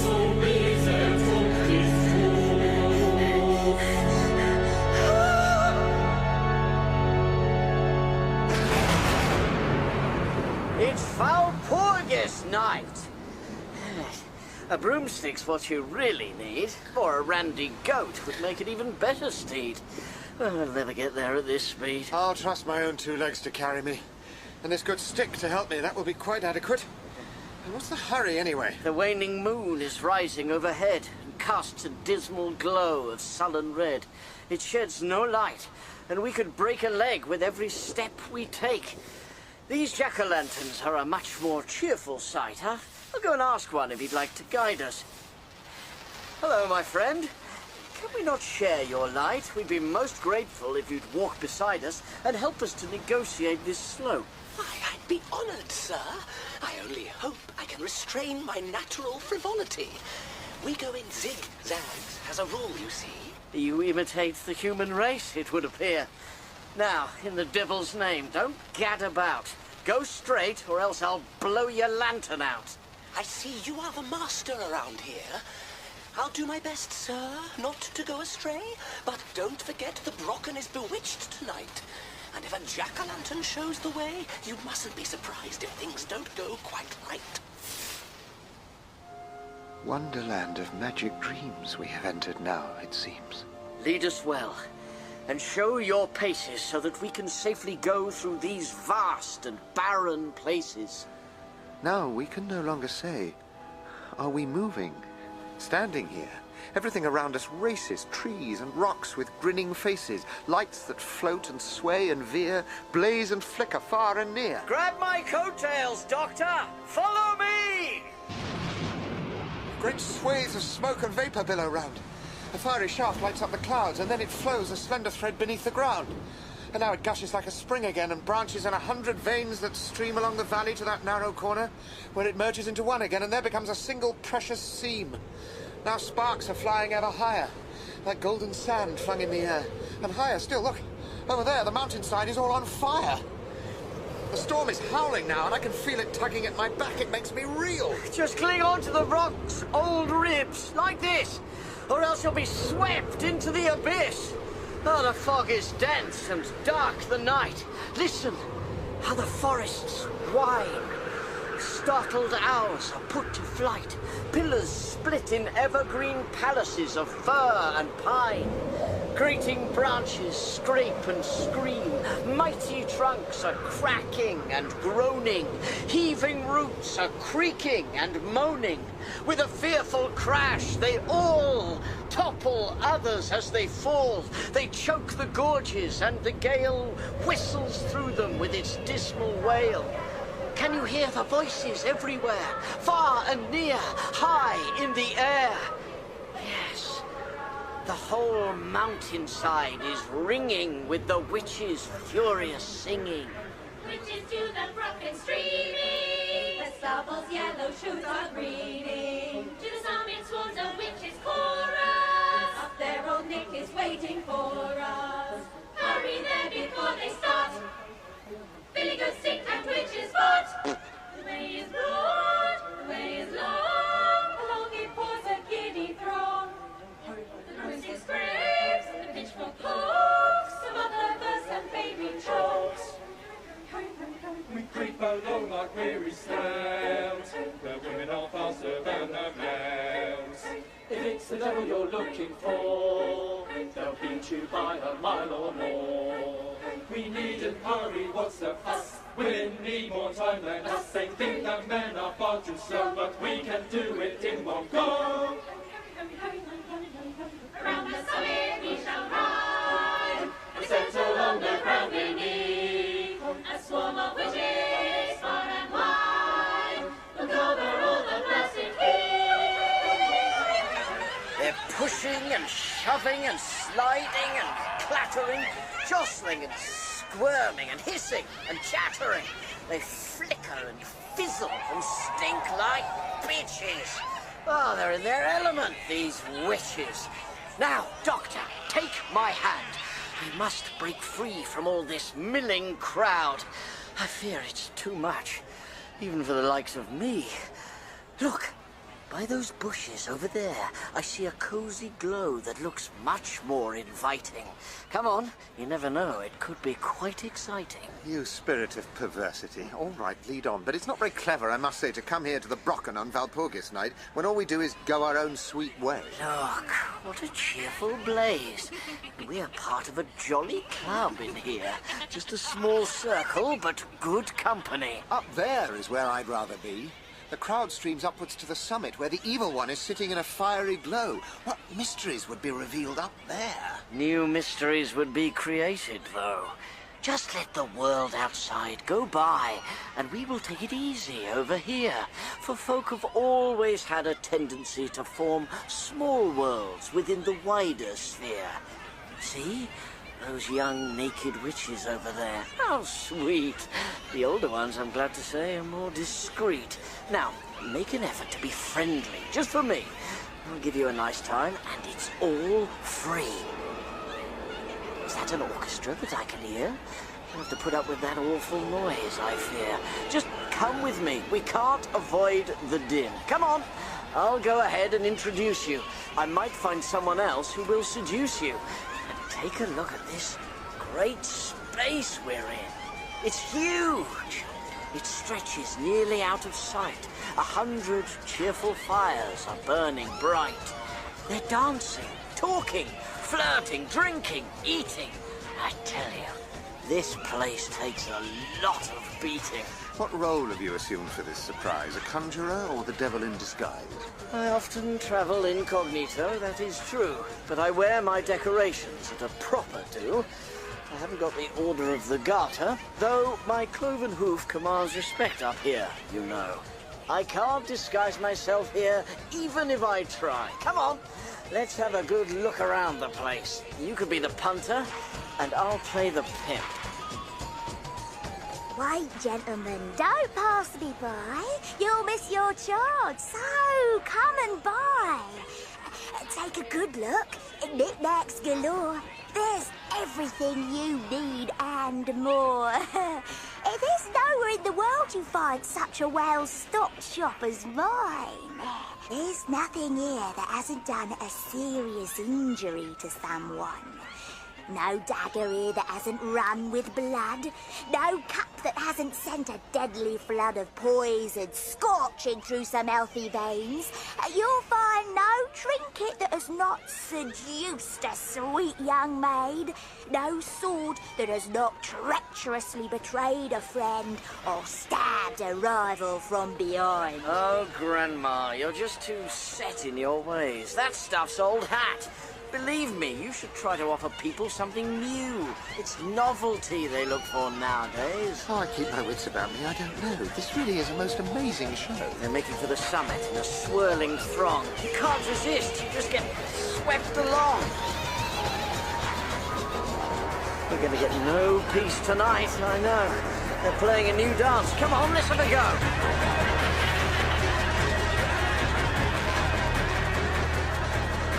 A lovely dream once came to me. I thought I saw an apple tree.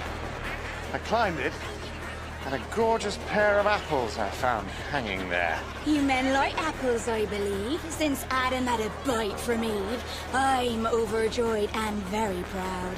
My garden is so well endowed. I had a wild dream sometime back.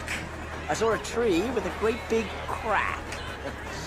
Yes, it had a gaping hole inside. I like a hole that's nice and wide. You and your cloven hoofs, Sir Knight, are very welcome here tonight. A hole like that needs a big stopper, so you can plug it good and proper. Look, Mephisto. Can you see that lovely child, so pale and lonely over there? She shuffles awkwardly along. It seems to me she's wearing chains around her feet.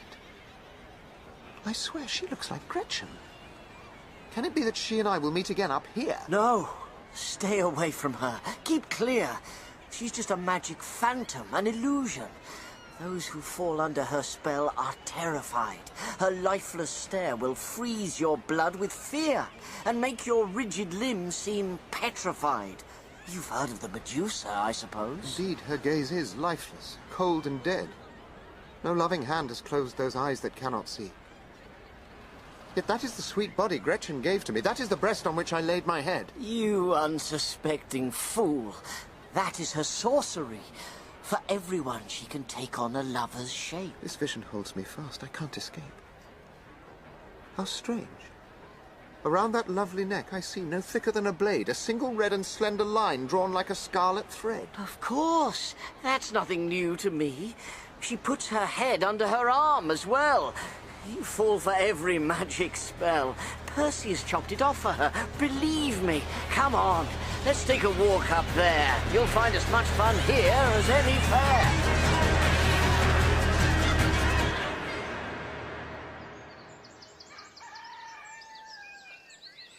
In misery and despair, pitifully wandering the country all this time, and now imprisoned.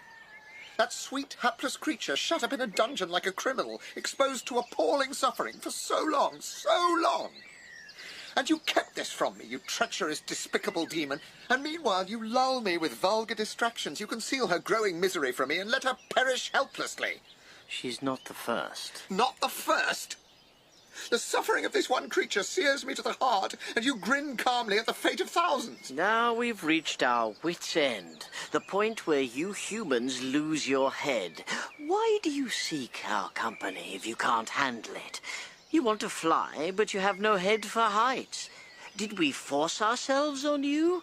Or was it the other way round? Take me to her. She must be freed. I'll take you there. And let me tell what I can do. I don't have power over everything in heaven and earth, you know. I will drug the jailer. You take the keys and release her by human hand. I will keep a lookout. And I will get you away. That I can do. Away, then. A long-forgotten shudder seizes me. I feel the very depth of human misery. Within these dripping walls she is confined. Her only crime a love that was too blind. Are you reluctant to go in and free her? Or is it that you are afraid to see her? Come, if you falter, death is close behind.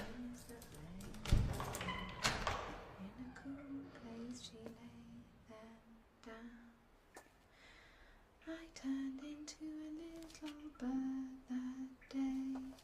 Fly away, fly away.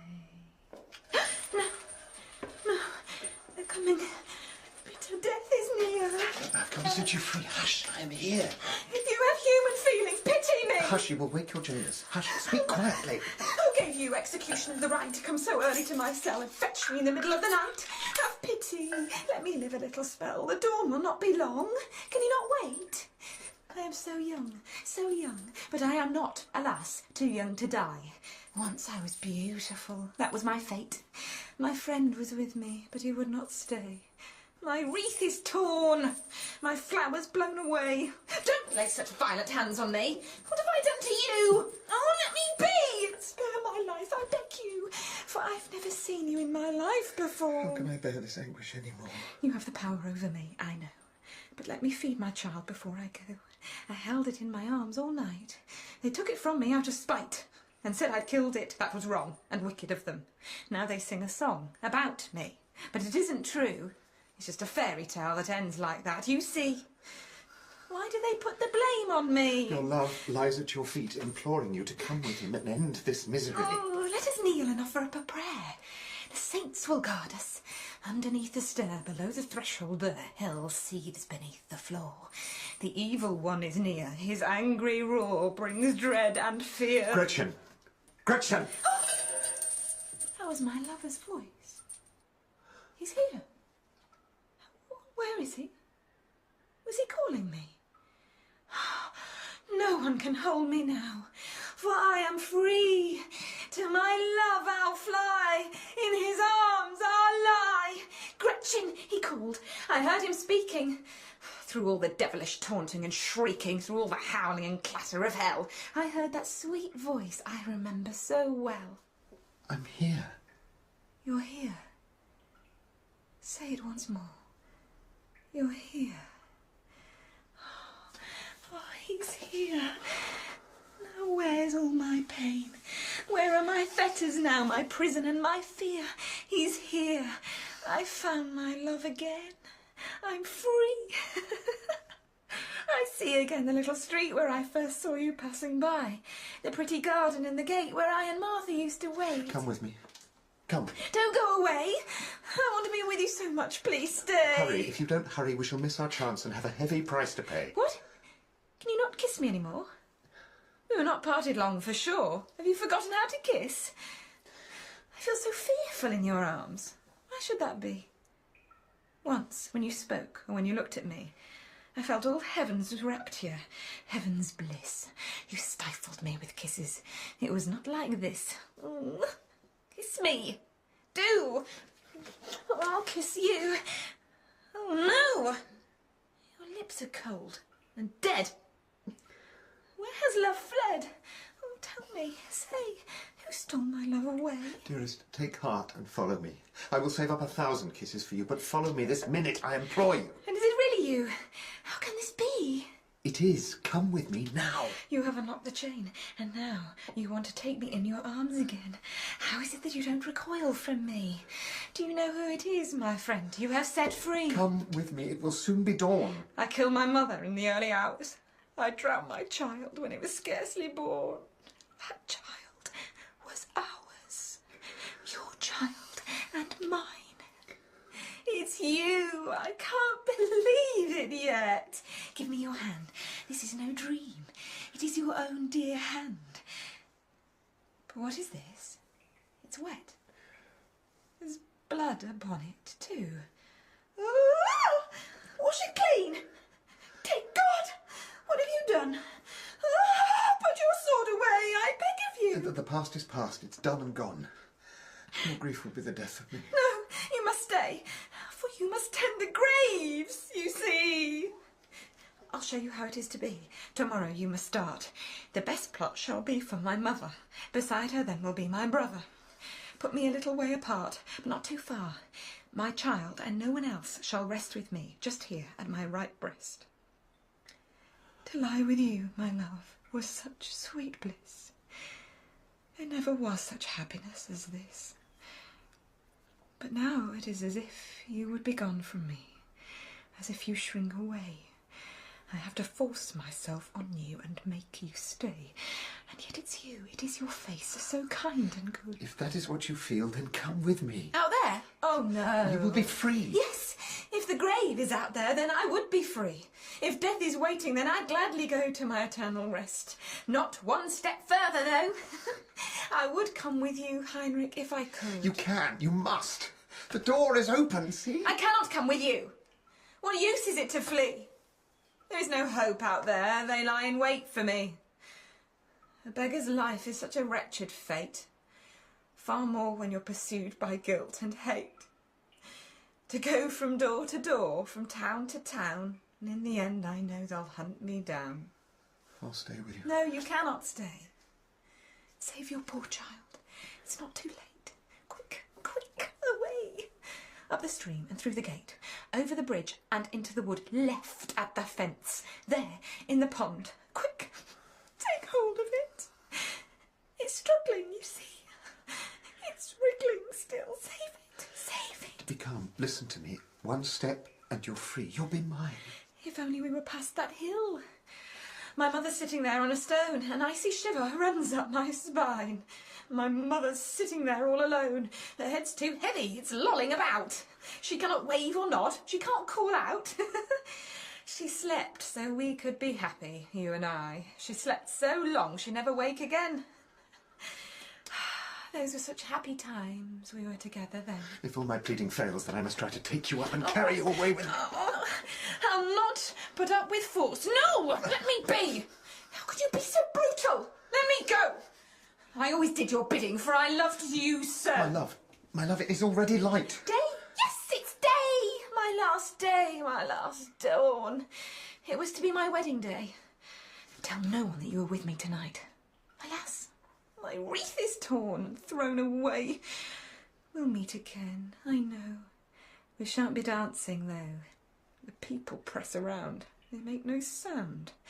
They fill the streets and pack into the market square.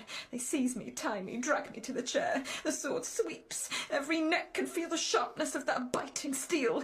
The world is silent as the tomb. I wish I had never been born. What is that rising from the ground below? It's him. It's him. Tell him to go. Come, or you will surely meet your doom. Morning is here, it is the dawn. Stop all this useless talk and come away. My horses shake and stamp, they will not stay. What is he doing in this holy place? He wants me. No, you shall live. Lord, hear my cry. Thy judgment be upon me. Give me thy grace. Come, or I'll leave you both to die. Father, I am yours. Do not reject me now. You angels, or you hosts of heaven, I pray, surround me and protect me now. You horrify me, Heinrich, more than I can say. She is condemned. Redeemed. Faust, to me, away. Heinrich! Heinrich!